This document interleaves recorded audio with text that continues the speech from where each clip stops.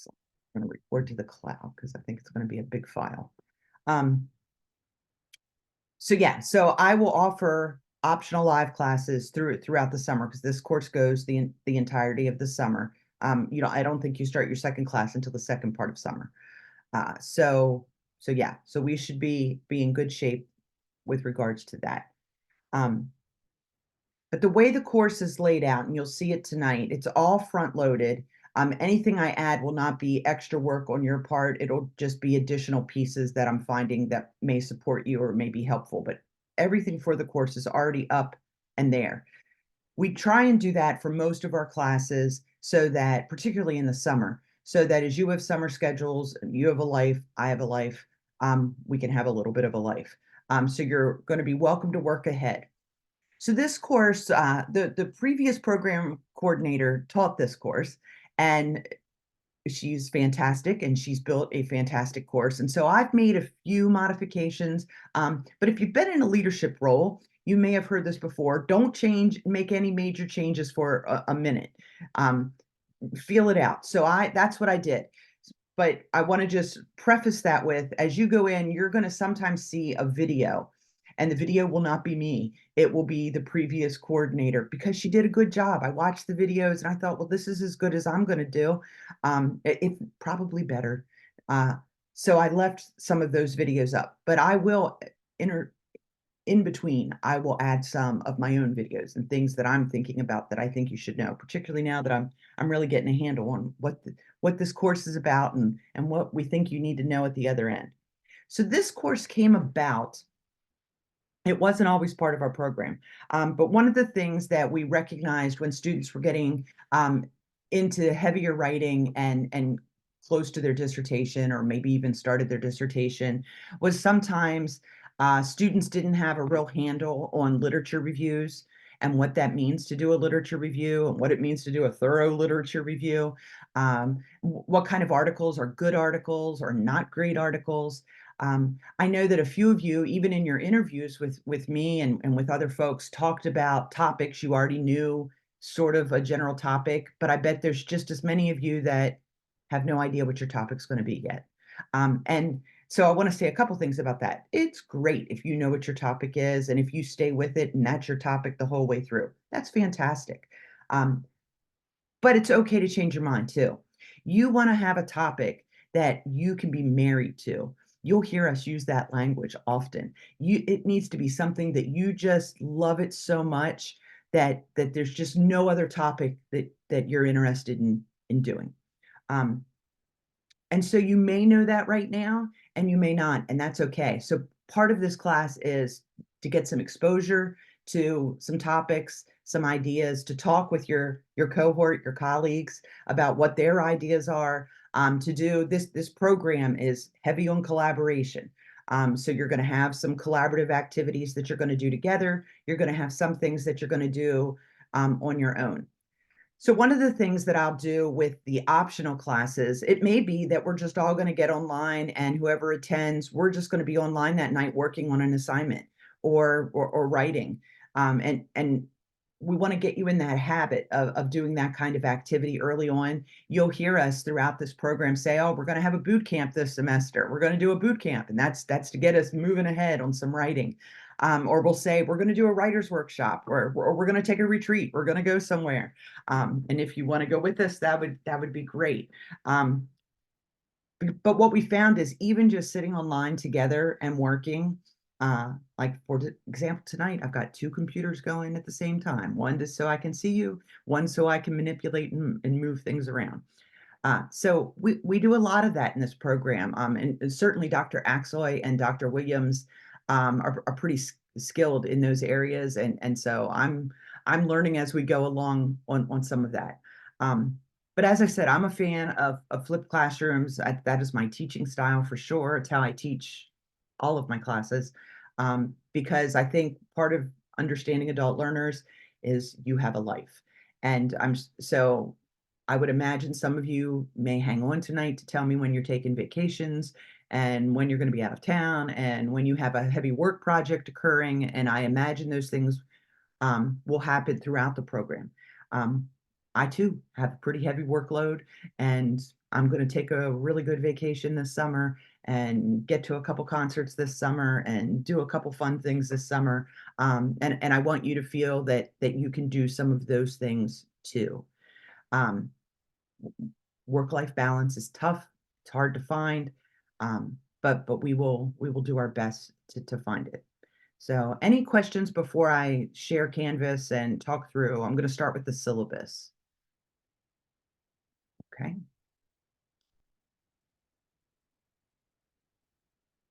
All right. So hopefully you can see my screen. If you can't, somebody shout out and say, I can't see the screen. So I do have the syllabus ready for you to download, but I've also uploaded it so you can see it right in the Canvas window. There are a couple required texts. I'm probably going to have like 5 or 6 apologies tonight.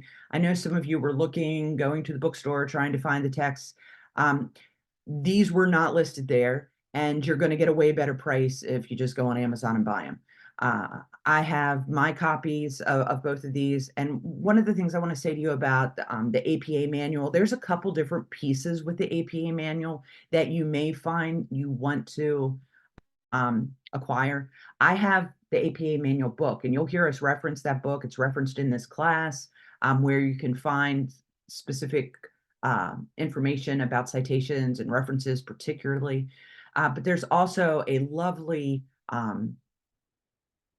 poster. It even comes laminated. And I have that hanging up in my office, and it is a quick reference guide that I really like. Uh, there are a lot of online, you probably have heard of OWL, Purdue OWL, and some different services out there, and most of them are pretty good, but you do want to have that APA manual. I can tell you at near the end of this class, we're going to have some former doc students that have recently graduated come in and talk with you, and some of the work that I'm still doing with some of them right now is just all of the editing that needs to occur for their publication. They've done a dissertation defense, a successful defense, but getting it into the library, getting it uploaded into ProQuest is a feat in and of itself. And so you're going to use the APA guide a lot throughout the program. And so I just highly recommend it. The other is a book. I just got a copy of the book. It's called They Say, I Say. I think it was like $20. I've started reading it frantically. But and again, this is one you can get older copies. My copy that showed up, it was a used copy. The back page is coming off, but like I said, it was only $20. Um, it's a very helpful guide in academic writing. And again, you'll hear me talk a lot about the differences in this kind of writing versus any other kind of writing you've ever done before. Um, there is very little, I say this a lot, there is very little creativity in dissertation writing. Uh, Now, there's always a rule. There's always, and that means there's always a way to break the rule. So depending on your methodology, that could influence how creative you get to be in your writing. But in general, every rule we've ever taught you in writing prior to the dissertation, those rules don't apply to the dissertation. And what I mean by that is we don't use adjectives. We're constantly looking for our own biases in our writing. We're uh, always being very careful to make sure we have cited everything and cited as with as many authors as we can find. Um, and it's repetitive. What you're writing in your chapter 2 and your chapter 3, you're going to repeat in your chapter 1.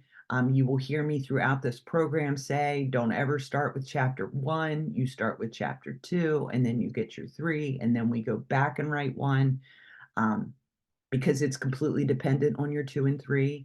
And then we're going to repeat some of that in 4, and we're going to repeat it again in 5. And we never vary, we never stray, we never use synonyms. We write it the same way every single time. Uh, so yeah, so that's in a nutshell what They Say, I Say, the moves that matter in academic writing, is going to talk about is how do you get that tight writing. Another book that was listed was Levy's Research Design, and it looks at quantitative, qualitative, mixed methods, art-based studies, community-based participatory research approaches. It's a great book. So I highly recommend it as well. And then you'll see there's lots of supplemental texts. I would wait from purchasing any of the supplementals until you start to get a handle on what it is you want to do. So this course is the introductory course. The purpose of the course is to start working on the foundations of the doctoral journey. Uh, we're going to look at concepts and skills that they're introduced in this course. They're revisited and refined in your existing and remaining courses throughout the doctoral program. We're going to study doctoral studies. We're going to look at some dissertations in this course. We're going to look at those resources. We're going to talk about philosophical issues in dissertation research. And then we're going to look at the basics of research and scholarly writing. And I'm sure interspersed there will be some other sidebar conversations that we will have throughout this class. So the course will include discussions on how to find and a research topic, an overview of the structure and function of the dissertation, and then how to do that critical review of research literature. And so you'll complete, as I said, a series of group and individual projects along the way. All right, so again, you're going to hear me talk about the Carnegie Project on educational doctorate over and over again. It is our foundation. It frames everything we do. And we're really proud about the fact that we did not design this class as standalones, but that that framework of CPED is wove throughout every course. So in this course, we feel like we hit standard 5 particularly a good bit. And so you'll see that throughout, and you'll see I'm going to share with you our CPED framework as well. So yeah, but you can read those parts on your own. So things that I'm learning that are a little different in the doctoral courses. So each assessment in this class is scored at an A or a B. If you get below a B, you'll be given the option to revise that assignment, and you just need to kind of prep yourself. Revisions are often requested because we're working on getting better writing, tighter writing, and dissertation quality writing. So that happens often. This is part of why set due dates are not necessarily as big a deal in this class. You're going to work at your own pace for most assignments. When you get them submitted, you're going to let me know you've submitted. I'm going to go in and immediately get in there and review and send you feedback. So that's why, unlike other classes that may have real set due dates, this course does not necessarily. What we need to remember in this course is everything needs to be done by August 15th. Now, if we get to July and you haven't submitted any work yet, I will be contacting you to say what's going on. There's no way to get all this work done. So part of this is you learning how to be self-paced and to time manage in the program. Okay, so as I said, we're front-loaded, flipped classroom instruction. And for anyone that doesn't know what that means, I have put all the assignments ahead of time. All of the readings are already up. So let's say you have no plans this weekend and you're going to get modules 1 and 2 done this weekend. That's fine. And another one of your classmates is only going to get module 1 done this weekend. That's fine. Again, if we're hitting, the middle of June and I haven't seen any modules, I'm going to be reaching out to say, hey, are we getting some work done? So yeah. So again, feedback is going to happen. Now, one of the new things for me, we have a highlighting system that I am going to learn and use right along with you. So when we see green highlights, And pinpoints, we're using green for a grammatical issue. Blue highlighting is to let you know there's an APA issue, a citation or a reference issue. And yellow highlighting is feedback on your idea itself. Maybe something's unclear or there's a way to expand. I reserve the right to use other colors if necessary. Odds are I'm like you, I'm going to be mastering the 3 colors we've got, and I doubt I'm going to expand on the colors this semester. Another tool that we are going to try and use this semester is either video and or audio feedback. So I may have feedback on your document itself, but I also may provide you with some audio feedback or video feedback as well. So yeah, so again, you're going to want to get all of the course readings done. If I'm seeing that folks are having a particular struggle in an area and there seems to be kind of a group, I may say, hey, I'm going to do a mini lesson, and we're going to work together on something. So yeah, so just be prepared for the possibility that could happen as well. And then you should annotate in whatever way works best for you to remember information. Some people like to print everything out and write all over it. Some people like to use the tools that are online.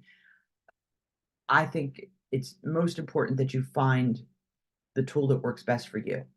I am a huge fan of taking lots and lots of notes. There's something about when I read it and I highlight it, and then I need to take notes. And then I usually need to go back and read it again. You may get it on the first time, and that's fine. But anything you're starting to read that you're like, oh, this is new information, you want to annotate it in some way to help you remember it for the future. So communication. Again, be sure to check your Canvas page and your FSU email daily. I'll be using Canvas to contact you, but I want to point out at the very beginning of the syllabus, way up here, this is my cell phone number. I am 100% happy with people texting me, particularly if you're like need just a quick answer to something, or you're having a thought and you want to get my thoughts on it, or if you have a question. I am totally fine at any time for you to text me. Like, this should become a number that you know. If you email me, I get about 150 emails a day. Uh, I try to get through all the emails every day. I don't always get through the emails every day. But if you text me, I will definitely respond. And I'm totally used to students texting me. So I want to point that out. And like if you're right now, that would be a good thing for you to annotate. Totally fine to contact me. All right. I don't know if so if any of you have a disability and need specific considerations, you do need to confirm with our disability support services provider, and they will send out a message to me. But you're always happy, I'm totally happy. Like, if you want to communicate with me, please do. I'm trying to think of the last example. Oh, I had a student last semester that had a traumatic brain injury. And so we just needed to make some accommodations. Our text was online and we were able to get something printed out for her.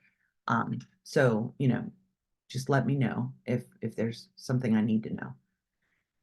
So it's in here. Your online instructor can track your participation on Canvas, including the number of hours you spend on our course page and the links. You're adults. I'm an adult. I don't spend a lot of time monitoring your use of our Canvas page. That only really happens if I have a student that's just not getting work done. So as long as you're doing the work, I don't need to do the check. Yeah. So academic dishonesty, we have a really long section in here. And we have a policy. And it becomes really important in the doctoral program to be paying attention to that policy, because plagiarism can unintentionally happen in the dissertation. because of the number of citations you need to keep up on. So our policy is that if I catch something and I'm like, oh, I think there's plagiarism, my first response is going to be to reach out to you and say, what's going on here? Can we figure out a way to resolve this? Can you go back and cite it? Um, I do let our program committee be aware that I'm working on an issue, but usually we can resolve it. It's no harm, no foul. But if we're seeing something that continues to happen and is not getting corrected, well, then it goes beyond our program committee and becomes a disciplinary action. So what I'm asking you is to just cite everything. I'll tell you if, oh, this is a free write activity, you don't need to cite. Um, but any writing that you're doing, even if you think something is your own original idea, you still want to make sure that you've cited if and when possible. And we'll talk more about that as we go through. So yeah, so you can read those policies on your own. Another thing that's a little different from other programs that I've worked in, our grading scale is a little different. So a 93 to 100 is an A, an 84 to a 92.99 is a B. A's or B's are considered acceptable. There's the occasional C that a student might get, but in general, we are shooting for A's or B's in this class. Participation is considered 10% of your grade. And so you'll see with the assignments, and we'll look through them tonight.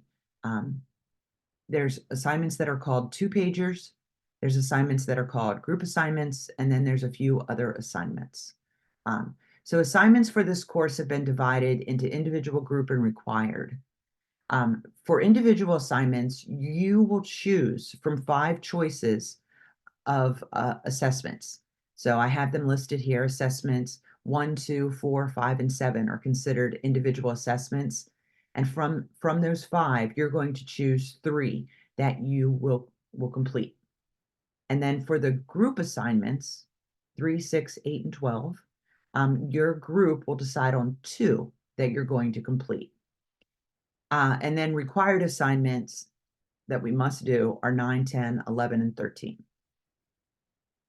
So assignment 1 starts with creating a list of topics that are related to your work and area of interest that you might have. So write at least 1 paragraph detailing why you're interested in these topics and how research in them might enhance your career into the future, or how research in them might add significantly to the body of research about the topic. And then be prepared that we will dialogue about this at some point, either in an optional class, or we'll meet at some point in a small group, or maybe even individually to talk about those ideas that you have.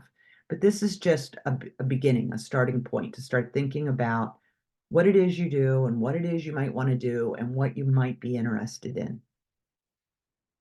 So assessment 2, which is a 2-pager, you're going to find it and compare and contrast based upon your own personal styles and strengths, 3 possible ways to organize your research that will enhance your ability to synthesize and write succinctly about findings within the research.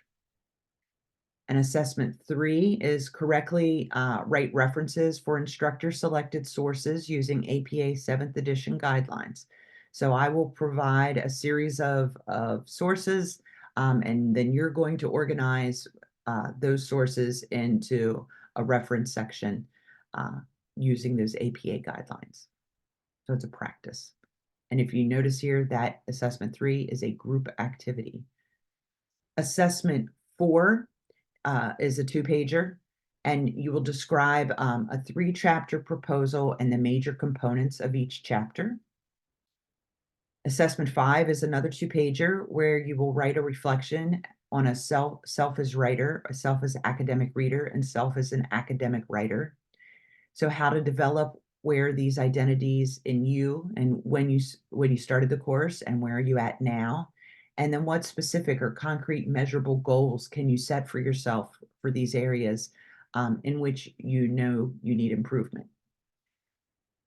So assessment 6 is using at least 2 of the topics generated by your group. You're going to create a 10 reference annotated bibliography that includes mostly scholarly articles and 1 to 2 doctoral dissertations, and be certain to have created references for each of the 10 that correctly conform to the writing of those references by APA 7th edition standards. Assessment 7 is another 2-pager for 2 doctoral dissertations. You will critique the flow and transitions within the writing, the adherence to formatting, and the connection to a theoretical or conceptual framework relative to the design and instrument used to collect the data and how the data findings are reported. So you're basically doing a critique of these 2 dissertations. They don't have to be topics that you're necessarily interested in, and we're not necessarily interested in the content of these dissertations. You're merely reading them and looking at them for formatting. So assessment 8 is another group activity where within your assigned group, you will analyze the literature review. And so the literature review that we're talking about will be assessment 10. So you see that we haven't got there yet to talk about it. But as a group, you're going to take that literature review and you're going to look at the conclusions for your analysis through the medium that makes sense to your group. So you're going to critique that literature review. Assessment 11, you're going to complete the human subjects web-based training course. We use CITI, and I have the link already embedded in your module. And that's something that's fairly easy to get done. And some of you that may have completed your master's work relatively recently may already have a CITI training certificate. I'm thinking about there's a couple of you that have come from Frostburg, so you might want to go back and check the date on that because you might actually have assessment 11 already completed. But that is one of our requirements. That is something, depending on how long it takes you to get through your dissertation, you may eventually have to do the course again to update your credential because it is good for so many years. Then assessment 12, this is going to be near the end of the semester. We're going to do a fictitious FSU IRB report. We're going to do an application. And I'm going to provide you with information, and then you're going to create the IRB that would be submitted. And this is, again, it's just a practice exercise for us to learn the parts of IRB for Frostburg. And then we'll talk a little bit about some of you that are at other universities. Depending on your research topic for your dissertation, we may need to go through your university's IRB process as well. So you might want to just chuck that away somewhere and remember that. Assessment 13, so we upload the literature review from 10, which is down below, and then we evaluate the peer literature review, which is assessment 9, and we're going to use those CPED learning outcomes rubric. And then the big component in here is that literature synthesis and mini review. So this is going to be just a small version of what you will eventually do in your dissertation. And you'll do this kind of activity throughout the program in a couple different classes. The more we practice these reviews, the easier it gets when it comes time to write your chapter 2. All right, so assessment 9 is another required 2-pager. So as some initial practice for developing your lit review, you're going to select 2 to 3 research studies from one reading topic related to an interest that you have, and you're going to synthesize the findings in that study that bring these texts into discussion.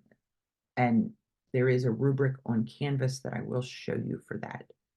And then 10 is that mini literature review of at least 5 pages with conformance to all APA and style guide formatting. And we'll talk a little more about our style guide.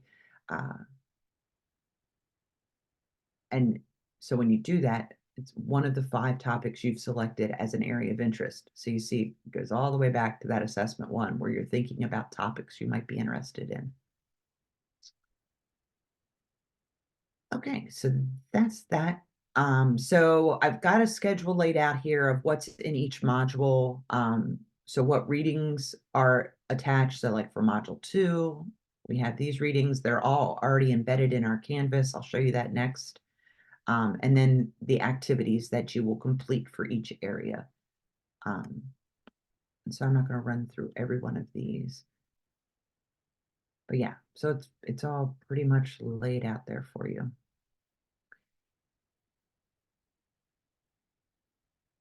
So are there any questions with regard to the syllabus? I think it'll make more sense, everything that's here, when we move into the modules. But as you can see, everything has a hot link to get to it. So it's pretty well laid out, if I do so say myself. All right, so modules. All right, so this says before the course is started, but your first activity is to do the student information sheet. So if you can get that done in the next week or so, I'd appreciate it. It just gives me information to start thinking about what your needs might be. Hopefully you can still see my screen. Can you see the student information sheet? Danielle, can you see that? Give me a thumbs up if you can. I can see it. Awesome, thank you. Oh, some people have their hands up. Oh, Oh, thank you. All right, we'll stop share a minute and we'll reshare. Giovanna, could you see it or not see it? You could see it? Okay. Well, then I didn't need to shut my screen down. There we go. All right, so it's just some basic information, things that you want me to know moving forward, just so I can get a better sense of what your expectations are and any other information you might want me to know.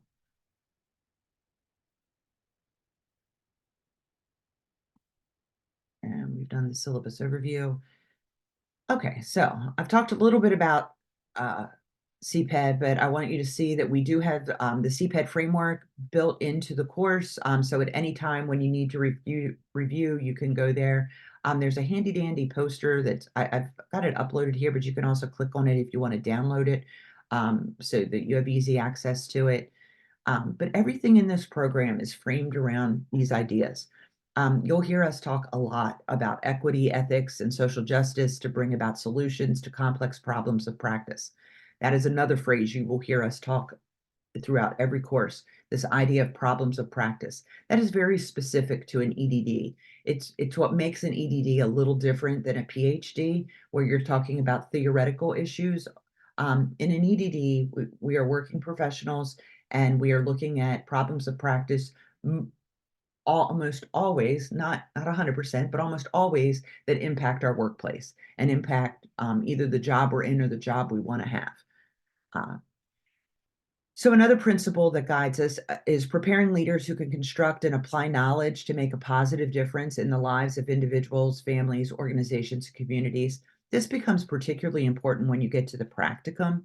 Our practicums are definitely framed around the notion of making a positive difference in the community. You'll hear me talk about it, various things. I've got my little side project that I talk a lot about, which is my family engagement program. You'll hear me talk about the hub. That's what I'm talking about, my family engagement.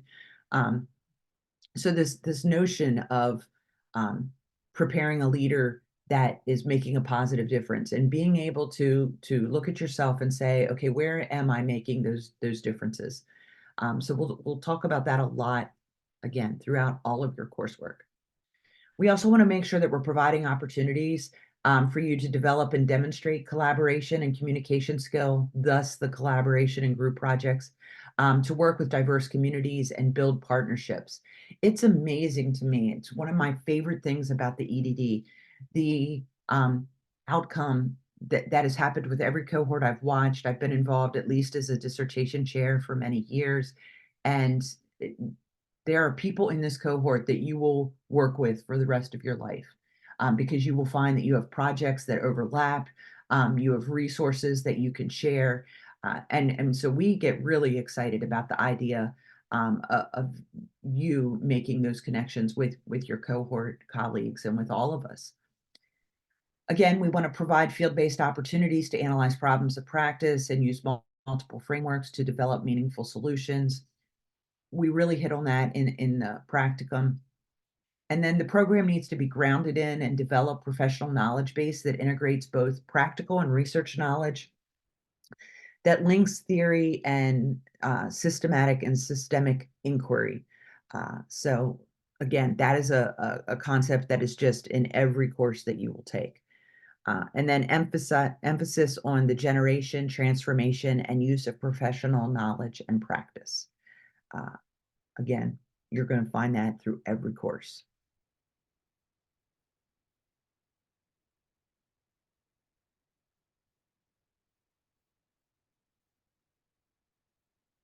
All right, so submitting assignments on Canvas, it's pretty easy. But I have a little video there. If you've never done it before, you can watch the video and it will tell you how to do it. But it's fairly simple. If I click over here to assignments, you'll see that the assignments are listed here. I'll go to student view for a minute for you. You will see those assignments. You click on the assignment, you do the assignment, and then you click start, and then you click send. So pretty Dr. easy. Nystrom? Yes. Question, and Aaron had asked it earlier, but I was curious as well. So earlier you asked us to let you know that we submitted, an assignment in the system. Do you get a notification from Canvas when we've completed an assignment and it's ready for grading, or you need us to No. message you, or how does that work? I think for the summer, just to be safe, I mean, I'm on Canvas every day, and so I'm going to be checking in every day. But if you've submitted something and you don't mind just shooting me a text quick, I'll know, okay, go in and check on this. Because sometimes, I may not have time to sit and grade 18 projects at once. But let's say you've submitted today and I've got 15, 20 minutes before my next meeting or next activity, I might be able to jump in and grade yours. But if you wait for me to get on Canvas at a certain time and check, there might be 5 people that have now submitted. And do you see what I'm saying? So it might you might get quicker feedback from me if you don't mind sending me a message and saying, hey, I've submitted something. Does Then I that make have one follow-up to that too. And I Yeah. know that Ginger and Giovanna, I think, had questions too. I know in the syllabus it had that like only a few, well, not a few, but of the individual assignments, we are only required to do, what is it, 3 of the 5 offered Yeah. assignments. Do you have a recommended process, or is just really up to us, like what speaks to us, and then we just choose it and let you know it's ready to be graded once it's ready? Yeah. So let me say a couple words about that. So when I looked across the board, this is one of those little changes I was thinking about. When I looked across the board at the number of assignments that were listed and then thought about, I've met all of you at least once, and I've sat in on many of your interviews, and I've read all of your writing so far. I have a general sense of who's got pretty good writing skills coming in, who's going to need to do a little work, who's going to need to do a little more work. So one of the things that I thought would work in this class is for you to be able to look at the assignments and say, yes, this is something I need, or no, I can skip this one. I need this one over here. So like, for example, if you're already sitting here and you know your dissertation topic, you might not want to do that assessment one. You might already know that information and that one's not going to work for you and you want to move on to assessment two. That's totally fine with me. If let's say you skip assessment one, you send me assessment two, and I've got all kinds of questions, well, it might trigger for you need to go back to assessment one. Or we might find out, hey, you've made a great decision, we don't need to go back to assessment one, let's move forward a little more. But what I don't want to have happen, because you all come from such varied backgrounds, some of you are kind of fresh out of a program for your master's, some of you haven't been in school for 15, 20 years. Some of you are in jobs where you have to write all the time and you already know APA pretty well in your line of work. Some of you haven't had to do that kind of writing. So I think there's a real range in here of skill levels and just knowledge bases. I don't want you to waste your time doing an assignment that you already know how to do, like 100% know how to do. There, I'm a fan of, not that I'm applying Vygotsky to you, that tends to be kind of an elementary school, middle school knowledge, but the whole idea of scaffolding. And if every assignment you're not learning a little something, well, then that's a waste of your time, and we need to pump up the course a bit. So my hope is that you're able to make some decisions for yourself that work well for you. Another heavy duty principle. I learned this. I actually said it out loud I took over the program in January. I said it out loud by February. I had already spent enough time with students that I picked this up. Small d democracy. One of the tenets of this program that is threaded throughout, and it's different than the doctoral program I was in. The doctoral program I was in, you were fairly fearful of your department chair or your dissertation chair. You were slightly fearful of your faculty. That our hope is that you're never fearful of us. Respectful, yes, but never fearful. Some of you have already shared with me some really great ideas and ideas that I want to take forward to our program committee and say, they're already sending me great ideas. But along with that little d democracy, it means you get choice, and it means you get say and where this program goes and where your program individually for you, what it is you're going to learn and what you want to do. And that's an important tenet to us. It's not explicitly spelled out in the CPED framework, but it's definitely there. And I immediately notice it with our students. It's just a different voice that you have. So I don't know if that might give you more pause or questions to ask me what I mean by that. But it's something I'm excited about. It sometimes throws me off a little bit and I have to think about it for a minute. But this program belongs to you as much as it belongs to Frostburg and the faculty. And that's important to us. I see another hand. Ginger. Good evening. Since this course is mostly self-paced and we don't have structured gathering times, how are the groups selected for the group work? And do we stay with that group through all the group assignments? So there's some options with that. Okay. Sometimes it's nice when somebody just tells you what to do. And we don't tell you what to do a lot in this program, except when it comes to your dissertation. When we tell you like to fix something in your dissertation, please do it. But so a couple things I'll say about the group projects, and I'm going to show you in Canvas how this is set up. You're going to self-select your groups. Now, I've given a little bit of framework to it, so some of you are P12, some of you are higher ed, some of you are APLF. I think there might even be some health folks in here. I would say to you out the gate, join one of those groups. And so I have it laid out that way, and I may come back in after I've watched you pick a group. I may come back in and say, hey, I think we should consolidate, or there's not enough people over here in this group. Like, for example, there's a lot of higher ed people. I think you might need 2 or 3 groups for the higher eds. There's a good number of P12s, but some of you in P12 decided you wanted to do APLF. So there may be movement there. So you're going to initially self-select a group. I'm going to go back and double check it. And then when you get to the next group assignment, you may stay in the group that you're in, or you may decide you want to switch a group, or a couple of you may talk to each other and say, we're gonna pull in and we're gonna work together, because you start to find out things like, not because you didn't like your group. That's never a good reason to leave. Work through the struggle, people. But what you might find out is there's 2 or 3 people in here that are interested in the same topics I am. And so I want to move to that group and work with that group for that assignment. And that's totally fine. I'm nervous to tell you, I'm going to assign you a group. I'm going to put you in those groups. And you have to stay in that group for the next 12 weeks. Yeah, my thinking was to potentially connect with the group members that have the similar Exactly. specialization. I'm just not sure I know everyone. I know we did that at the orientation, but Yeah. I didn't Well, write names down. yeah, we're gonna do it again. Okay, And that's how we're gonna end class tonight. okay, And you're gonna fill out that sheet for me.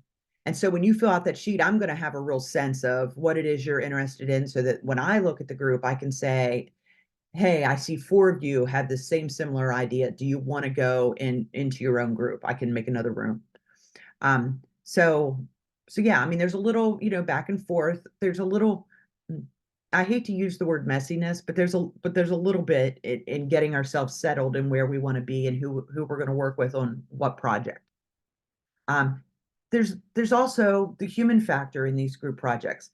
I know this from some other courses I teach, and I have group projects. There's always somebody that emerges as the leader. There's always somebody that wants to work quickly and get it all done. And then there's always somebody that comes in from behind and starts contributing, and 2 other people are annoyed because that person came in at the last minute. Um, I I'm not gonna worry a lot about those issues. Like, you're gonna have to work those issues out amongst yourselves, because 'cause you're in a doctoral program. But that's not really the purpose of these group projects, and I really don't want you to move yourself into groups based on that. Because sometimes that person that kinda comes in from behind, they've got the work, it's great. They just hadn't put it up there yet for you. Um, it's also how you're gonna learn to collaborate, it's how you're gonna learn to communicate with each other. These are all pieces involved. Um, and as leaders, we have to do a lot of that. Giovanna. I have 2 questions. For the human subjects training or whatever, I know that most of the assessments, at least that I was reading over, are kind of like scaffolded in some way. There's like a good process of order how to do them. But is that one, the human subjects training, is that one that you could just like do like right now by yourself Oh, online? yeah. Yeah, that's when you can get done, like, it'll take you an hour, maybe 90 minutes. Yeah. To get it done. It's going to give you a certificate. You're going to download your certificate and upload it into here, into Canvas. And it goes through just those human subject components you have to think of. I mean, in general, there's a general rule with dissertation research. If you're using extant or already existing data, your process of getting through IRB is going to be really fast. You're probably exempt. If you're working with adults who are in no way a marginalized population, you probably will be at least expedited, if not exempt. If you're working with kids or a specific population, it may need a full review. Children, most definitely, you go through a full review. And that's what you're going to learn through that module. Okay, perfect. And then I know that there were like the few assignments that like spurred from the topics assignment, assessment 1. Right. I was just wondering if whatever those topics are, and like for this whole course, whatever topic we kind of stick with, that's in no way, shape, or form related or has to be related to our actual dissertation topic, correct? Like it could, but it doesn't could. have to. It could, but it doesn't have to. I would imagine that there's probably 30% of you that think you know right now what your dissertation topic, even a broad sense, what you think the topic is going to be. That means that 70% of you don't. So part of the goal of this course, maybe it's a bit of an implicit goal. You may start to study something in this course and find out you don't really want to study this. That what you thought you were interested in, you start looking at the research and you go, I don't think this is the topic. Or you go, I think I see how I might change my focus a little bit, and or narrow it in, get a little more specific in your topic. You will hear me say this ad nauseum. Everybody, we should all just, get it like tattooed on something. Your dissertation topic sits on the head of a pin. I should hold my pin up. The head of a pin. It's tiny, tiny, tiny. So right now in this course, we're going to be a little broad and we're going to be a little all over the place and thinking about those topics. I like to tell this story about my dissertation. I was in a cohort and I had a partner. I wrote a paper that was good, and my instructor thought it was a really good paper, and it turned out it was similar to another person's paper. Um, and then we were in a collaborative project and we had to write together, and it turned out we were not good writing partners. We tried our best, but we didn't gel. We saw things in different ways. We had different perspectives, but we learned a lot about learning how to work together.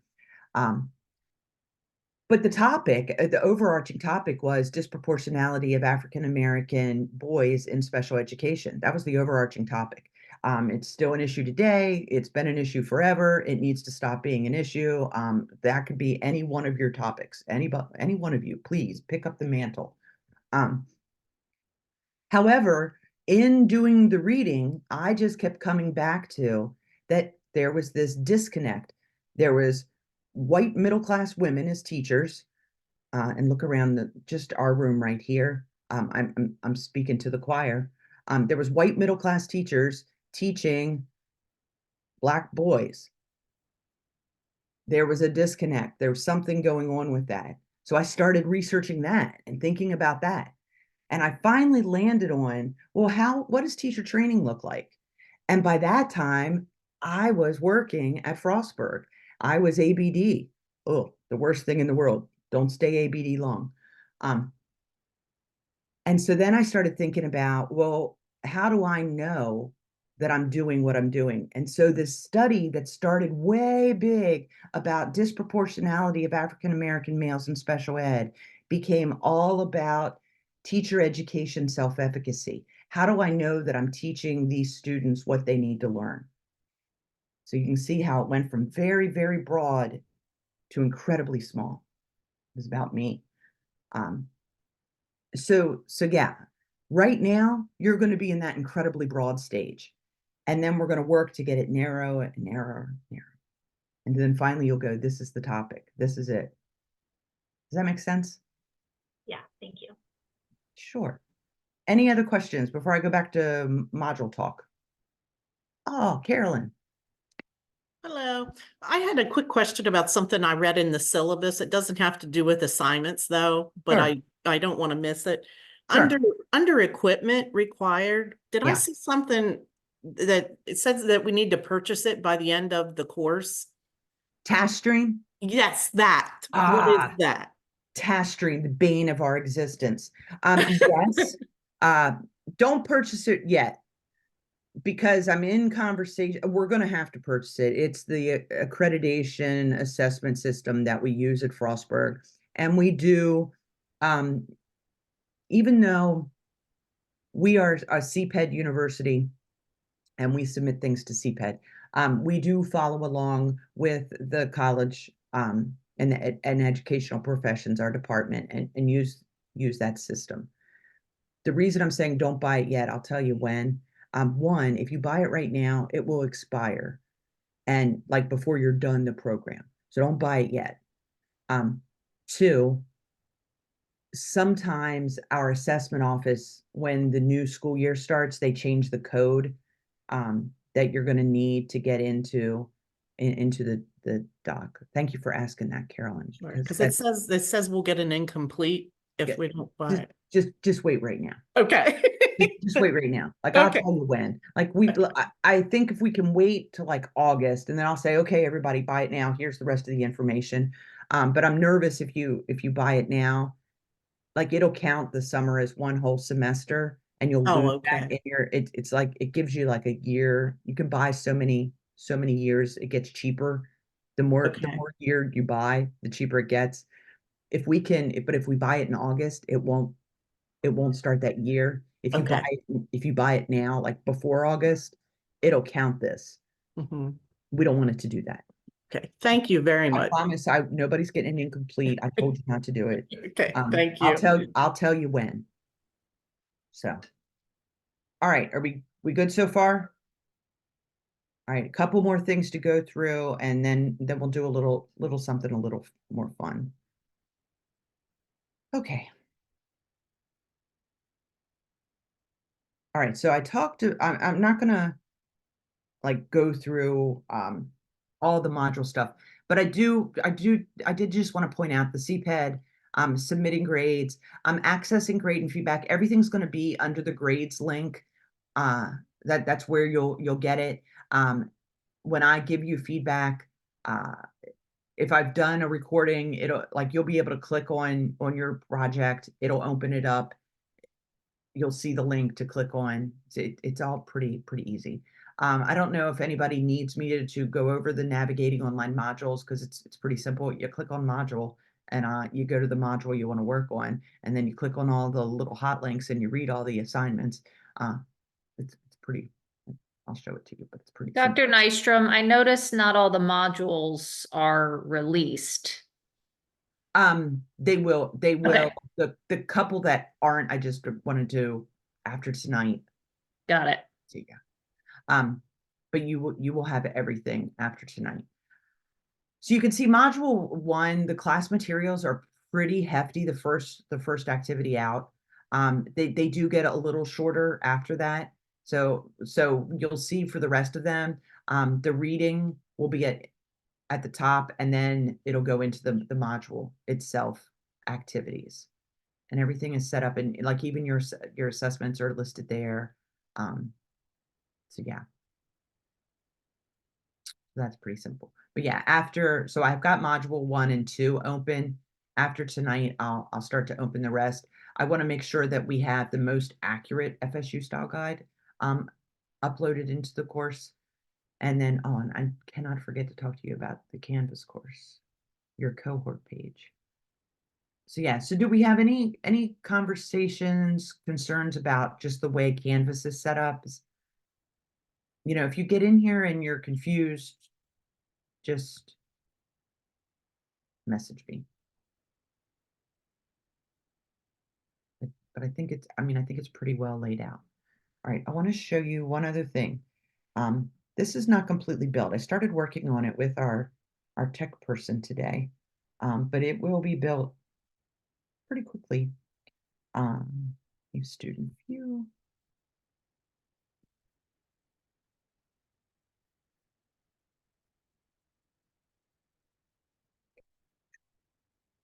That's dashboard. Give me just a sec to pull this up.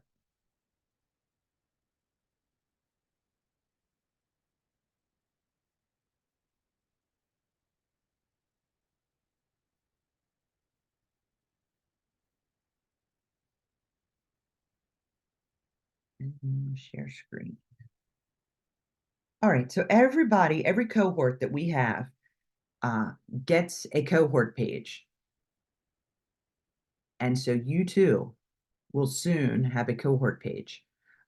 So I started working on that as soon as the semester let out. We're getting it built. So you can see we have all these cohort pages here. You'll be listed underneath that. And you can see right there you are. It's just not released yet. Doctoral cohort 2024. That will be your group. But I'm going to show you what's in a cohort page tonight.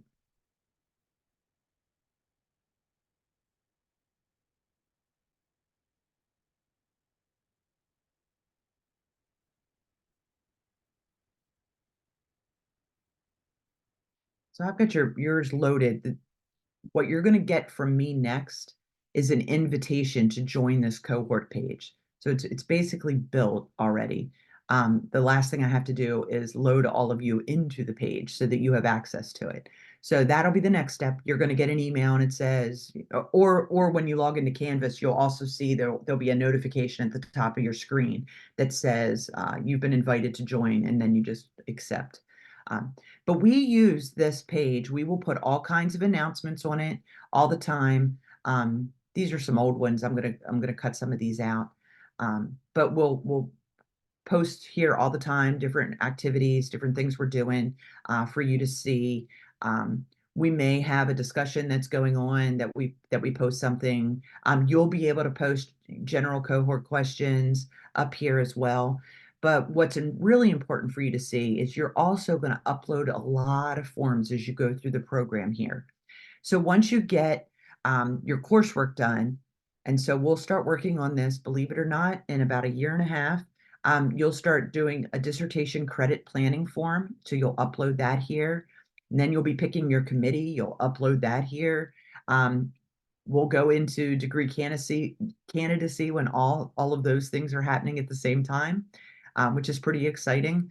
And then we will do comps. So you'll get lots of messages about the comps exam through here. And then we set that up in another shell for you to take. We have some practice assignments. We have sample comp formatting, so you can see what that looks like. But yeah, anything and everything will be on here. This page, this Canvas shell will be yours throughout the program. Do you have any questions about how that's going to work? And again, I'll send out, sometimes there's something that I just need to send out to like everybody that's still in the doc program. And so that'll come out in a mess. It'll go on your Canvas page. It goes on everybody's Canvas page.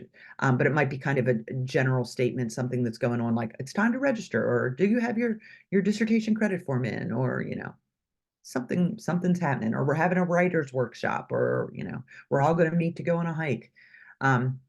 Those kinds of things we post for everybody. And then there'll be things that are very specific to your group as you're going through the program. For example, next summer, you will have some options. You'll start to take your first of your specialization courses. And so I will be communicating with all of you to determine what class you want to take. In case you didn't read this in the program, when you're in your second year of taking your specialization courses, you're able to make some variations. So let's say you're in the higher ed track, but you decide you want to take one of the APLF classes. You can do one exchange in your specialization to another area. So, and I'll remind you of that. You don't need to remember that. That's a year or so away, 2 years away. But yeah, so we use Canvas a lot in this program. But you'll have that, like I said, you'll have that shell available the whole way through the program. All right, so key takeaways. You now have my cell phone number and you know how to contact me if you're in a panic about something. This might be a good place for us to stop for a minute, take a deep breath, promise ourselves we're going to stop panicking about things. There's never a reason to panic. I'll tell you when to panic. There's never a reason to panic unless we've told you to panic. Even when there's an error, we can almost always fix whatever it is. You're at the very beginning of this program. It will get more stressful as you go along. This is not the semester to be stressed. This is the semester to get started, to get to know your faculty, to get to know your colleagues and your cohort, to ask lots of questions. I expect you to ask lots of questions and need clarification. Even when I was building this class, I have lots of questions, and I contacted our previous coordinator and said, well, what does this mean? Well, how did you implement this? Because I didn't quite understand it. So I won't be surprised if you message me and say, okay, what does this mean? How do you want me to do this? That won't surprise me at all. I hope most of the time I can give you an answer. And sometimes I might say to you, I got to think about that. Or maybe you have a really great idea. That's the beauty of the program. Nothing is 100% has to be this way until we get to the dissertation writing and the formatting of the dissertation. Then it has to be that way. There's not a lot of variation in that. Everything else we've got a little flexibility with.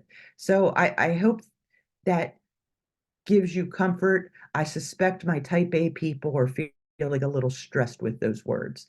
I feel you. I understand you. The other thing I think you're going to pick up on with the faculty in this program is, for the most part, we are fairly collaborative. We like each other a lot. We work well with each other, and we try not to stress until it's time to be stressed. So if you're getting anxious about something, that's a good time to contact me. You have my cell phone number. If you need me to meet with you one-on-one, you can text and say, I'd like to have a one-on-one meeting because there's something you want to talk about. we'll schedule it. We'll have a chat. All right. The other thing I want you to know is I think 2.5 hour classes are really, really tough. There will be times when we need to go 2.5 hours, but by and large, for the most part, most of us try and keep our online classes to about 90 minutes. Um, that's a good amount of time for us all to stay focused and keep attention. What I like to do even when I'm offering the optional classes for whatever activity we do, um, when I'm closing it down, I always stay online. And then anybody that has individual questions and want to talk to me, we can do that. So I hope that provides a little bit of comfort as well. So I think we're at the place now where I've talked to you about the Canvas cohort page. So you're going to find that on the Canvas cohort page, I'm going to update our style guide and make sure that you have access to that for our writing. And that really applies to the dissertation, but it's a good thing for you to review. And you'll need to review for this class. The other thing I'm going to upload is the handbook for this program, which is it's different than the style guide.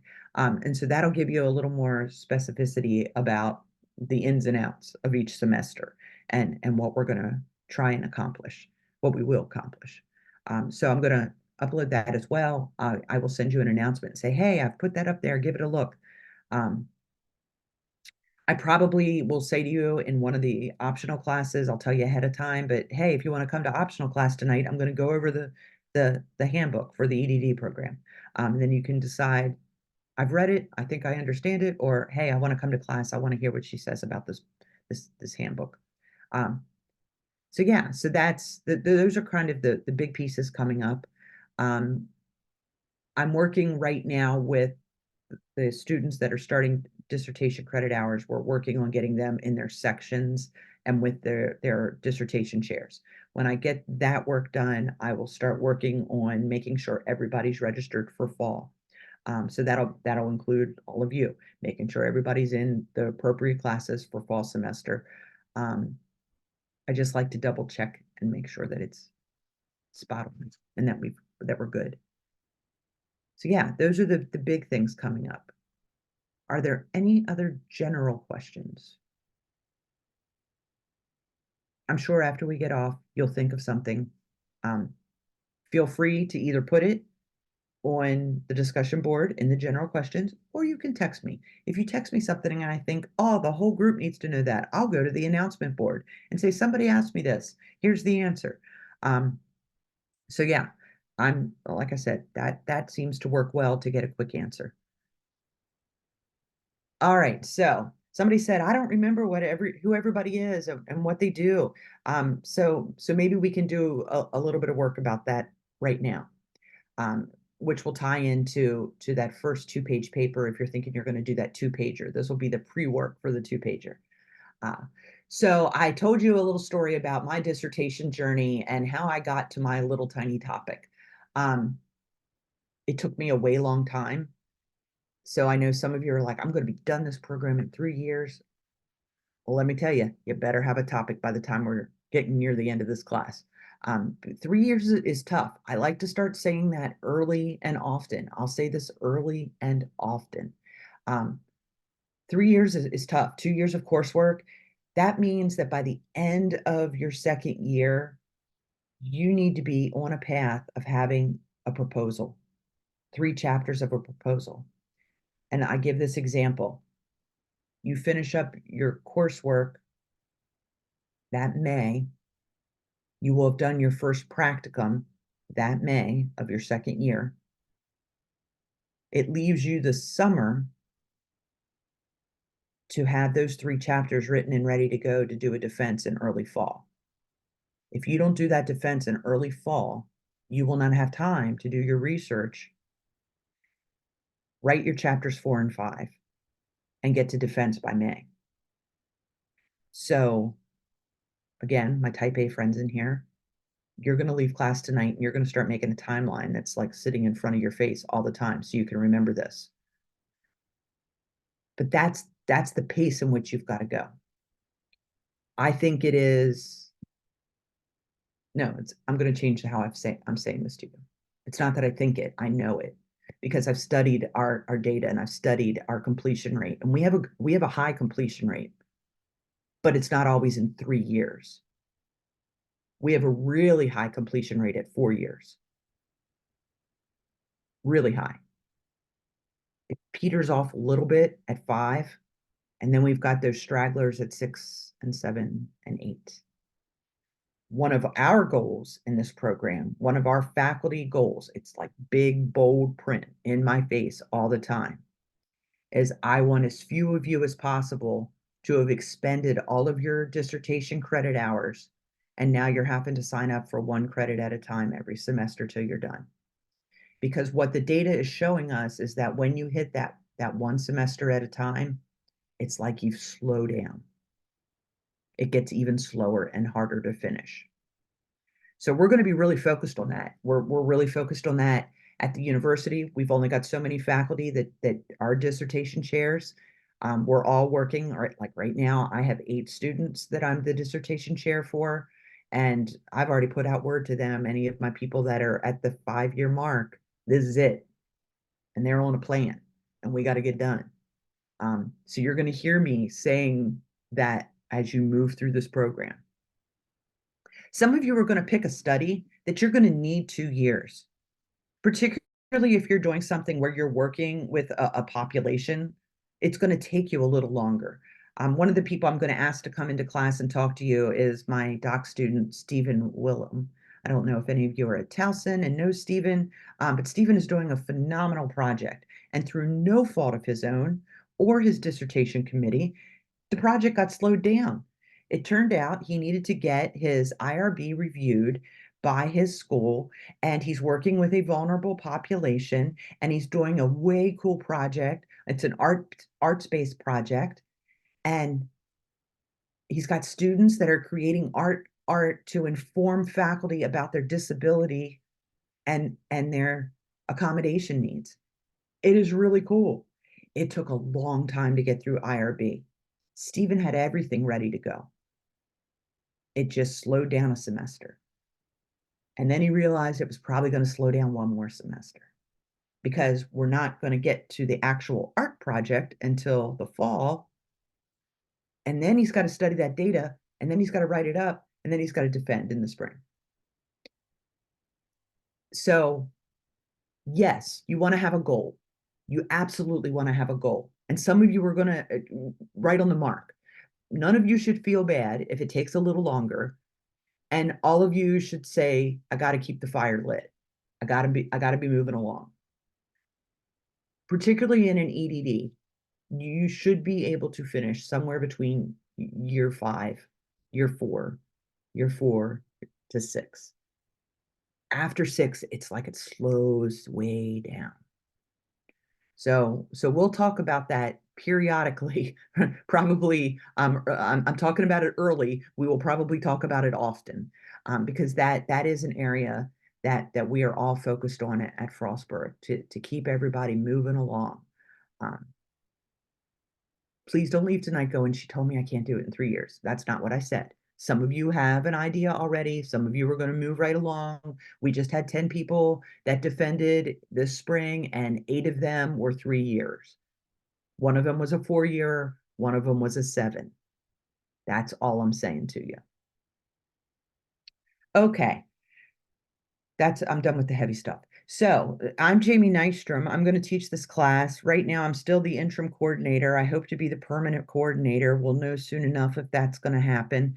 I will be teaching another class, I think, with you in the fall. I'm really excited about that because it's our policy and history class, and it's one of my favorites. My doctorate came from GW, so I lived and breathed policy for many years there, because I was in DC where they talk policy all the time. And so yeah, so I'm really excited about teaching that class as well. And that's when we'll start to really get into some theoretical underpinnings of what's happening in education, whether you're in higher ed, whether you're P12, health, it'll definitely tie in. So yeah, so I told you that I want everybody to take a vacation this summer. I'm taking a vacation this summer. I'm going to Belize. I'm going to Belize, and I'm going for 3.5 weeks. I am so excited. But I want you to know this information because I leave on June 15th and I don't come back until July 6th. That does not mean I won't be in contact. Everything I'm reading about Belize is they have good Wi-Fi and internet service. I'm also reading about rolling blackouts because it's so hot. So we're all going to be patient about that. I've promised, I'm teaching another class right now, and I promised them and I promise you, as soon as that plane lands, while I'm still in the airport and have internet, I'm going to message you and tell you I got there. Uh, and that my phone will work the entire time. I've already checked that out. So you will always be in contact with me, even when I'm in the jungle, though I may not answer right away when I'm in the jungle doing fun things. But I will be in contact all the time, and I do plan to try and run an optional live class or two while I'm there with you.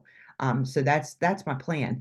We're going there for 3.5 weeks because my husband and I are starting to figure out where do we want to retire, where are we going to go, and we've always said we might go live in Belize because it's really good for the expat community. And so I'm going to find out, could I live there, and could I still teach classes while I'm there? So we're all part of the big experiment in this class. And I hope that's okay. When I get back, I will be attending several concerts this summer. Very excited about that. And visiting with a few friends. Very excited about that. And maybe getting some work done around my house. We'll see if that gets done. That seems like a lofty schedule right now. So yeah, so that's who I am. Do you have any questions about who I am? All right, well then I'm going to ask you to tell us again who you are. If you could tell us your name one more time, even though we can see your names, but tell us your name or what you'd like to be called. Sometimes your names come up and that's not what you want to be called. Tell us who you are. Remind us what you do. If you've got a research interest, give us a sense of what that is, and then tell us at least one fun thing that you're going to do this summer.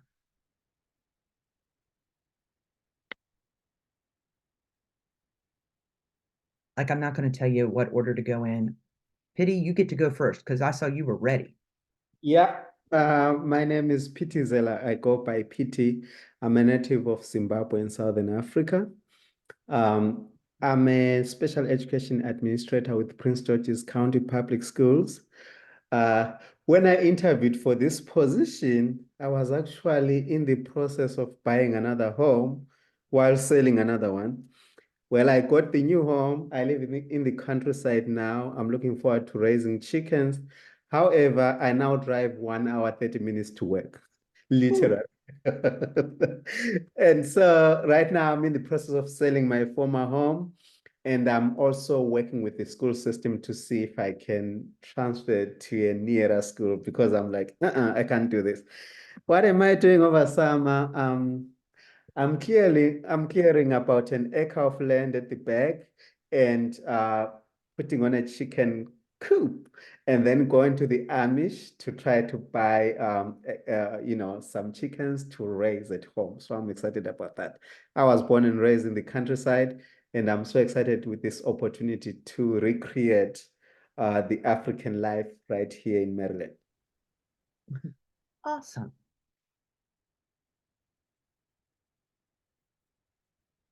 Who's going next? My name's Josiah Gufflin. Please call me Josiah. I am the Director of Veteran and Military Student Services over at the University of Baltimore. I have an interest in doing research on a specific type. I call it the hub and spoke model of veteran student support, but it could be the hub and spoke model of first-year student support, minority student support, LGBTQI student, any group of student. It's just the alternative to the very once popular, very one-stop shop that the VA and many institutions were rolling out for veterans. I won't go into the reason why I don't like one-stop shop right now, because I want us to be able to leave soon, but hub and spoke. This summer, I I am the actual person building the house that I am building along with my beautiful bride and her father. So if you've ever spent a extended a period of time with your in-laws, imagine also them building a house with them at the same time. And so that's what I'm doing this summer because we're too poor to pay someone to do it because I work in education. So we're building the house ourselves this summer. We're hoping to be moved in like Thanksgiving time. But yeah, we just Awesome. got the roof put on Tuesday, which we did pay someone to do that because my wife said it's too dangerous for me to be on the roof. So, which is fine. That would have been really hard. So, okay, that's me, Josiah. Awesome. I'll go. I'm Jessica Brownstrought, and I am a professor at the Community College of Baltimore County, so CCBC, and I teach teachers. And I'm also the program director for an alternative preparation program for teachers. So at my college, we teach students in their first 2 years of college, and then they transfer to the 4 years to the other 2 years to become get their bachelor's. But we also have, and what I've been growing is a population of in-service teachers, either who are conditionally certified so that they have bachelor's degrees and they're career changers. And so we're doing a training program. But then we also do license renewal for teachers because lots of stuff, whatever. So I really, my job doesn't feel like work, which sounds terrible. But I know really, but I feel like I really enjoy what I do. And that's probably what I'm going to be doing a lot of this summer. One thing I'm very interested in is a pipeline, because right now there's a big discussion around grow your own teachers and creating a pipeline of teachers. And I don't see people coming out of college as the solution to the teacher shortage. I think that doing career changing, because it's good to have new teachers. It's good to have people who have life experience. So they have the wisdom of an older person, but the enthusiasm of a new teacher. I think that's very helpful to communities as well. And I really would like for my program, my college, to do that. And I feel like there's this confluence of things like community-based schools, like the Jeffrey Canada type model of schooling, the Harvard Alone Children's Project, and the teacher training thing. Like it's a teacher prep model is what interests me. I don't know what it's going to be. It changes pretty much every day in some variations of that. But I feel like the way we train teachers is pretty antiquated. And it also is as one woman I still work with, she was like, you really, when you work in teacher ed, you're working with the same 15 white girls. And so I want to work with other people because I feel like the keys to having successful community relations, successful schools is windows and mirrors, right? Like, so that people see themselves, but they also see out of the world. So having people who are invested that are from those communities. And I am a former city schools teacher. I taught in Baltimore City for a number of years, and I was in a notoriously terrible neighborhood, which I never had a bad day with children because they're children and they push limits and test boundaries. That's their job. I've always had a problem with like 8 layers above me. Like, wait, why are you telling? How did this happen here? Like, so in that sense, and I love working with that student population. My summer is I got kids. And so I'm going to be driving people to camp, and my boss, my director, chairperson, she has a very serious medical condition. And so, but me and a counterpart are basically broken up her job. And so I'll be doing that this summer, and I think that's okay. And I'm teaching this summer. So I'm teaching right now 9 credits. I could have 12, hopefully, because that'd be good. I think that's about me. I'm in Towson. Awesome. I have similar issues. It seems for me about 3 levels up and then just drives me crazy. Kids are perfect. Oh, by the way, occasionally I'll call you children. I don't mean to, you can like correct me, but I'll call you my kids every now and then. I'm working on it, but I come from public school background. Who wants to go next? If you don't mind, I will, because my 3 rapscallions are about to come in from lacrosse practice, and I'm sure things are about to get real rowdy here. My name is Megan Quinn. I work for Frederick County Public Schools in our Office of Human Resources. I'm a personnel officer, and so closely related to Jessica, your work, I not only do recruiting and hiring of our middle school and high school teachers, but I have a huge heavy hand in educator licensure. So I am a MSDE certification authorized partner. So I'm one of 2 people in our whole system that manage all of the educator licenses, initial renewal for all of our teachers. And so one thing, I love what I do. I'm incredibly passionate about public schools and, you know, what we're doing and providing for our communities. But with all the conversation of EdTPA and PPAT for teacher licensure for even experienced professionals coming from out of state, from educators prepared out of state, I am particularly interested in the data that supports the, you know, what EdTPA or PPAT score, how that relates to teacher efficacy, you know, effectiveness in the classroom. And as the state is moving forward toward mandating that with Blueprint and Career Ladder, there's a huge price tag involved. It's affecting all of our colleges and universities. It's affecting all of our students. It's affecting all of our teacher pipeline. And we talk about barriers to education. I would love to, you know, take a peek at that, or, you know, see kind of our stance and, you know, just see how that evolves. So that's me. I hope they walk it back. I hope that other states have. I feel the same way. EdTPA Other states have. Yeah, they but- have. I think they're gonna walk it back. They actually have. They said that they're gonna, you can do something different. It has to be a thing, like in Yeah, but then there was a state bill, 771, that has added it right back in. So we're gonna kind of monitor things and stay in tune with MSDE. But yeah, well, you know, it's ever changing, so we're all on it. That's the other reason why I have you holding off on buying TaskStream. Because with EdTPA, we're watching at the undergraduate level. We've been doing EdTPA for a long time. Higher ed people, you'll know about this soon enough. We'll explain to you what all this is. Yeah, so we're looking at all those systems. And the other one I keep hearing is that there's a real push to get rid of Praxis. If you do EdTPA, why do you need to take the test? Because it costs our students a lot of money. All right, who's going next? I can go. My name is Aaron. I'm the Director of Development for the College of Education at University of Maryland in College Park, where I also live, and our son attends Prince George's County Public Schools. So I'm glad somebody else is from this area. Let's see. What am I doing for fun this summer? We have like a bunch of like little family trips. We have a 2- and 4-year-old, so travel is like kind of an interesting time. But yeah, we're going to Tennessee and Charleston and stuff like that, mainly driving things. So And tell me your title again. You're the director of? Yeah, I'm the Director of Development. So I Thank do you. fundraising, alumni relations for the College of Education. And before that, I actually was on campus in the School of Engineering. So I've had a mix of experiences at UMD. Cool. Thank you. I can actually go next because I also work at the University of Maryland, College Park.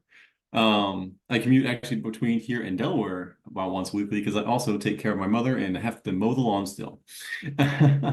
On weekends, I'm usually in Delaware or having fun, working as well, working with paramedics and EMTs at a local concert venue in DC. Just there to help make sure that people have a good time and do it safely and get home. I come from a psychology background, so I'm not as well versed in higher education like literature and research. So I'm really excited to learn. I'm pretty open-minded, so I don't quite have a direction yet for my dissertation. However, I'm looking for my muse and excited to be inspired. I'm Ginger Henley. In less than a month, I am taking on a new role of Assistant Superintendent of Instruction and School Performance for Anne Arundel County Public Schools, which means I'm supervising principals and responsible for improved student outcomes. So I'm interested in researching and writing my dissertation on reducing the number of long-term English language learners who are struggling to exit from the ESOL program.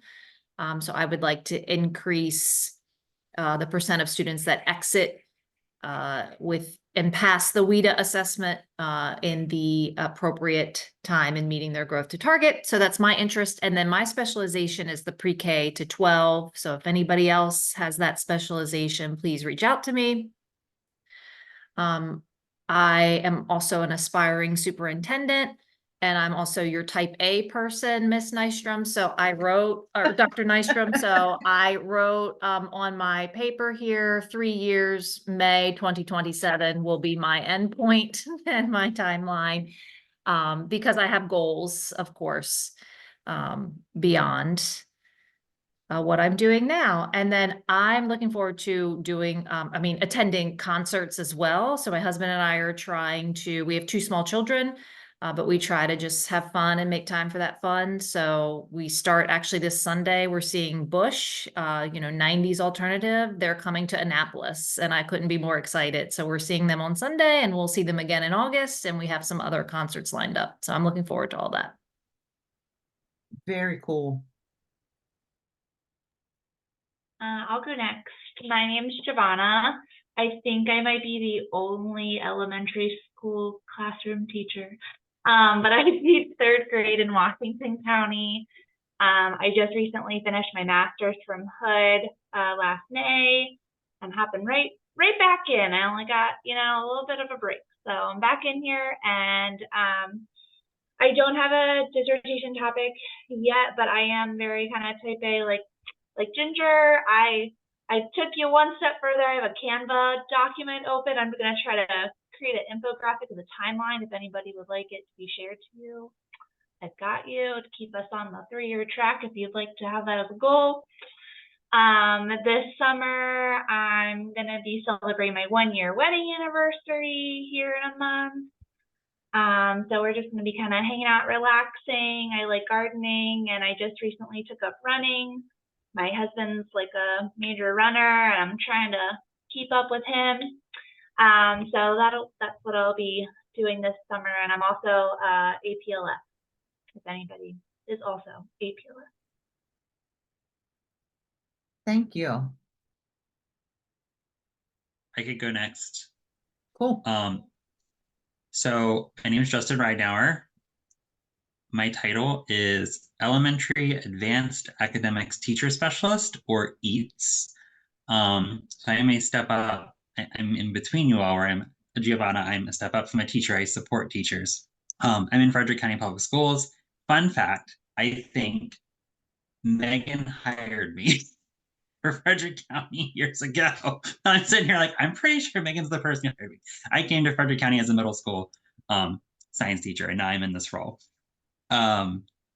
I live in the world of gifted education in the elementary field, and Frederick County Public Schools has had some programming changes massively in the elementary world, and just recently in the middle school world. So my dissertation idea really revolves around gifted education, but I have multiple ideas where it comes to equitable identification or programming changes and impacts or implications. So that is something that I am thinking of moving forward with. This summer, I'm actually, for the first time in 12 years, didn't sign up for anything extra this summer. So I'm probably going to learn how to have my summer back. Always did something. I'm doing this, but I always did something additional. So I'm not sure what I'm going to do with that, with my summer. I am in the adult learning facilitation track. That's me. Thank you. Hello. Who said that? Hello. Go for it. Danielle. It's me, Danielle Woody. All right, Danielle, what you got? So Danielle Woody, she, her pronouns. I work at Towson University. Been there 5 years.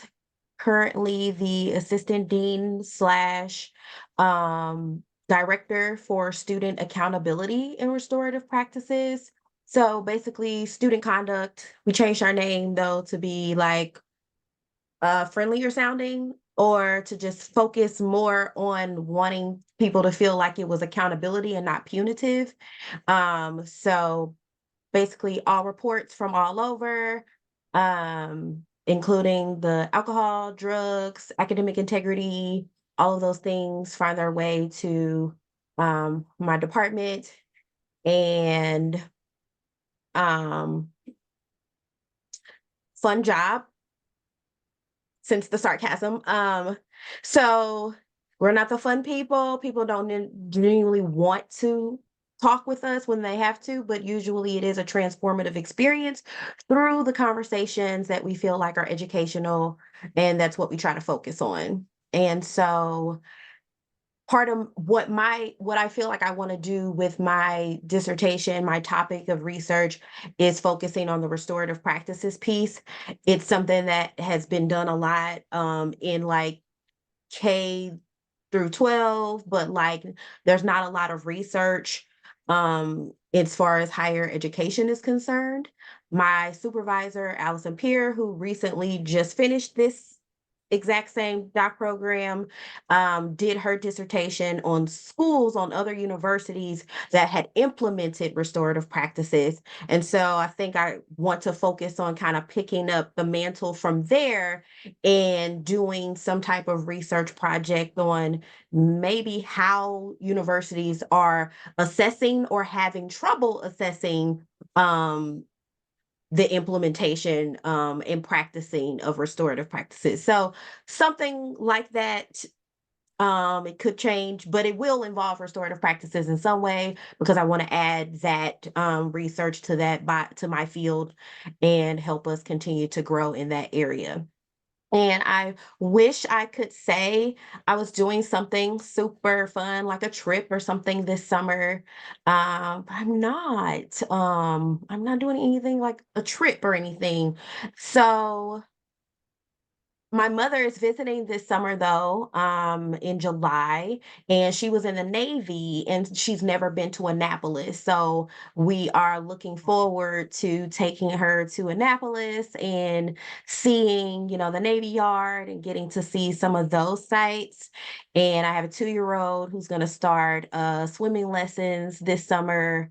So those are some of the fun things I'm gonna do, but in the area. And also I work in Towson, but I live near Morgan State University, which basically is really close to Towson. If anybody is in Baltimore City or near Towson, I'm near both of those areas.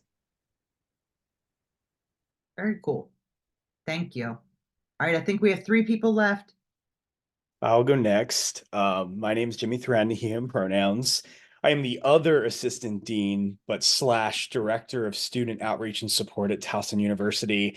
And so I oversee our non-clinical unit. And so think of students in distress. And it's really funny you said hub and spoke, because my whole job is to provide individualized support and connect students to the resources through the web. So excited to talk about that as well. But that SOS is relatively new. That's our office name, Student Outreach and Support, to Towson as a formalized unit.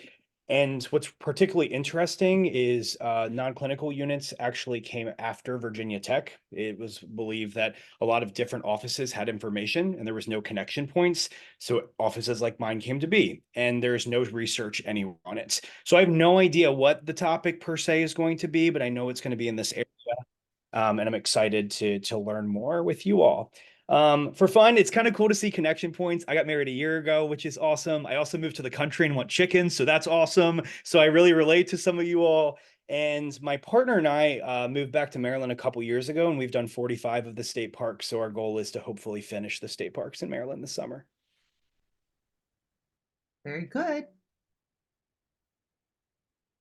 Hi, I'm Carolyn Eberly. I am starting my 13th year at Coppin State University. I'm an assistant professor in the Health Information Management program. I'm going to spend the summer rewriting 2 courses for fall and working with an instructional designer for the cancer registry program that I built this year. And for fun, I'm getting a new puppy on Saturday. So I'm going to be housebreaking a puppy over the summer. And my track is healthcare.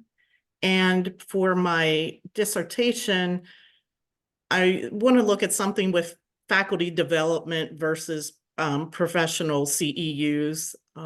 Those terms are used interchangeably at our school. And we find that a lot of the faculty development are just the professionals getting their CEUs to maintain their nursing license, but they're not putting a lot of development into their teaching itself. So I sort of wanted to do some research to see if that's an issue everywhere or just at Coppin. What kind of dog? It's a Cavalier Spaniel. I don't even think she weighs 3 pounds yet. Yeah, you got me a dog. I got two. Yeah. All right, I think there's one left. I think it's me. Oh, Right? maybe two. Yeah. There's two left. Three, I think. Actually, Oh, three, I left. think. All right. Oh. Go for it, somebody. I'll go. So I am Amy Swan. I am a dog person. We have a Portuguese water dog. She's very, very sweet. Highly recommend. I am director of business master's programs at the Smith School of Business at the University of Maryland at College Park. In this role, I work with 8 different in-person degree programs and 2 online degree programs. I'm essentially overseeing the academic advising that's done by staff members. And also I work very closely with student clubs. So leadership development for college students is something of importance. I am in the higher education track. Let's see what else. I think in terms of fun this summer, I do a ton of work with Girl Scouts. It's like a second job. And I have 3 girls, and my work with the Girl Scouts has been about kind of development for current troop leaders. But for fun this summer, I am taking a Girl Scout troop to Savannah. I love Savannah, very beautiful, and it's the founder of Girl Scouts is from Lord, Julia Gordon-Low. Oh, yeah, I was there. I love it too, right? Okay. Good job. I make sure all of these girls know Juliet Gordon-Low. So anyway, in terms of issue ideas that I've been thinking through, I'm very interested in kind of the topic of belongingness, making sure that students who are in a classroom setting or really anyone, but like my focus is on, students right now in my role, belongingness in terms of like expanding kind of the sense of belongingness in variety of settings. So need to think about that more. I'm also interested in kind of success metrics. I find that, a lot of times we're doing different activities and things that we don't always know how to measure them or why to measure them or whether they're worth doing. And so I think just like looking at how we're measuring success and doing it in a consistent way. I think student service learning is something that is of interest to me as well. And so thinking about kind of that as a topic. So I think that's everything. My kids go to Montgomery County Public Schools, and I have a daughter who just finished at University of Maryland College Park with the public health school. Thank you. Sorry, I've also been to Belize and it's quite beautiful. Ooh, Might be hitting you up for hints. there you go. I'll go next. I'm Mary McCurgy. I am right now I am the Senior Program Director for Youth Programs at Montgomery College. I'm very soon going to be the Interim Director of Lifelong Learning, which is the 55 plus group. I'm in the WDCE track. Before I'm also I started at Montgomery College as a WDCE instructor in my master's is in early childhood. So that was my focus then. I was with MSDE Office of Child Care for 13 years. So the regulatory stuff I get. I currently also build courses for early childhood. So I'm developing 3 classes right now online that have to be done by the end of August. So I'm kind of busy. Because I work for youth programs, we are about to get slammed. We have about 1,500 students over the summer on 3 campuses in over 330 sections of camps. So, and these aren't like arts and crafts camps. These are like forensics and, interior design, more career camps. So it's busy and it's a lot of fun. But I'm gonna be cranking it. So, but I'm ready. I'm ready. As far as topics, my background has been so varied where my bachelor's was in history, so I was going to be a history teacher, but then no, I didn't want to do that. And then I like the little guys, and now I like the big guys, and what do I like? But I'm really curious now being with a community college full time, the interaction between WDCE, the non-credit and the credit, and what feeds what. And I know there are all these pathways. I know that's the model that that's going now. Specifically, I'm really curious about what youth programs, how they contribute to enrollment into different colleges, because students that attend youth programs at a college have a different experience than those who don't. And there are studies about that, about how it helps them academically, and their view of college changes, but does it really change enrollment? Because everybody's worried about enrollment these days. I'm kind of curious about that, but I'm way open to ideas on, then there's the whole equity piece with this that really bothers me, because our camps are super, super expensive. And so are we really meeting the needs of the community? That's something that has always bothered me since I started this position about 6 years ago. All of those things, like to get to that top of that pin, I think I have a long way to go, and but I'm excited to get there. This summer, I'm not doing anything fun, because that just doesn't happen for me. Summer, I am going to Portugal in the fall, so that I'm looking forward to. My sister-in-law lives there, and so we're going to go stay on her farm for a while. And I have a son, 24, who graduated from Towson last year and is gainfully employed. So yay, you. And another son who is in college at Montgomery College and is probably going to go to UMD after this year. And I am a Terp. My undergrad and grad were both from College Park. So. Very cool. Thank you. All right, I think Kim and maybe Denisha. Yes, I think I'm the last one. All right. My name's Denisha. I am a school social worker with a DC charter school.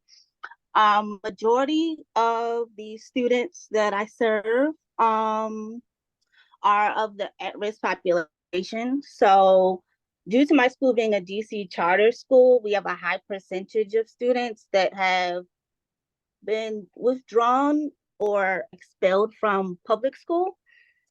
So we're not an alternative school, but we focus more so on the at-risk population. So we have a majority of our students, about 74, 75-ish, suffer from chronic absenteeism. So as a school social worker, I don't service the whole school, just the middle school. And then we have a high school social worker, clinical psychologist, all that good stuff. So I focus on just the middle school. So I implement a lot of restorative practices, just to make sure that the students, the ones that do need the additional supports, receive it, so that way that they can be successful. Unfortunately, my school is year round, so I will be on a hybrid schedule. I'm looking forward to it. Um, very much so. And then that's it. I don't plan to really do anything fun this summer, due to me having to work this hybrid schedule. And I am just ready to close out this school year. But I have a month off, so I'm gonna try to find something to do. It's just gonna have to be with some crystal clear water and a couple margaritas. All right, I think Kim needs to go yet.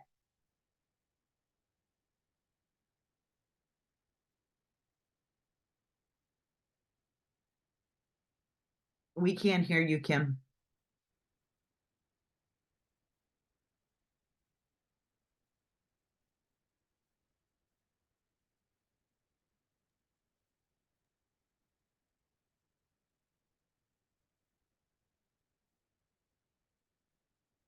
I think you're still muted.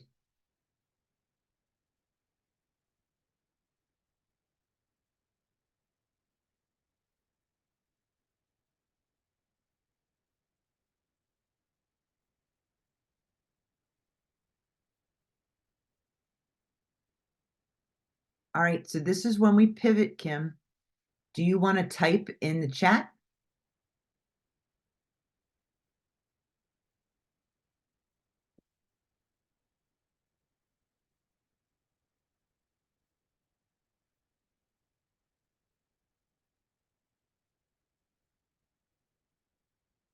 Because I would venture to say if you go into your settings, your mic might be off.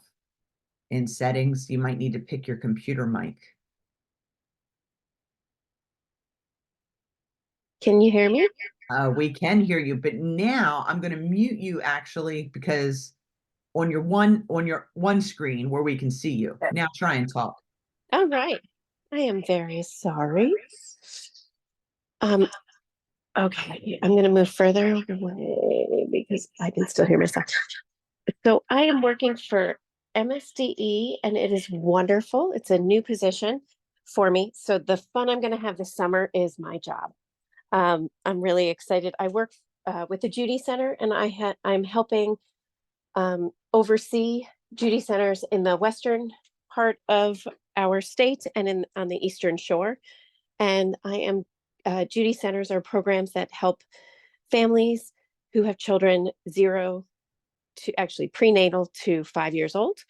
And so I help go there and evaluate and help them with their grants. And I am going to be going to play groups and field trips and all sorts of wonderful things at different sites this summer. So I am really looking forward to it. In the fall, I will have a vacation going to Scotland. So I'm called a Judy Center specialist at MSDE. And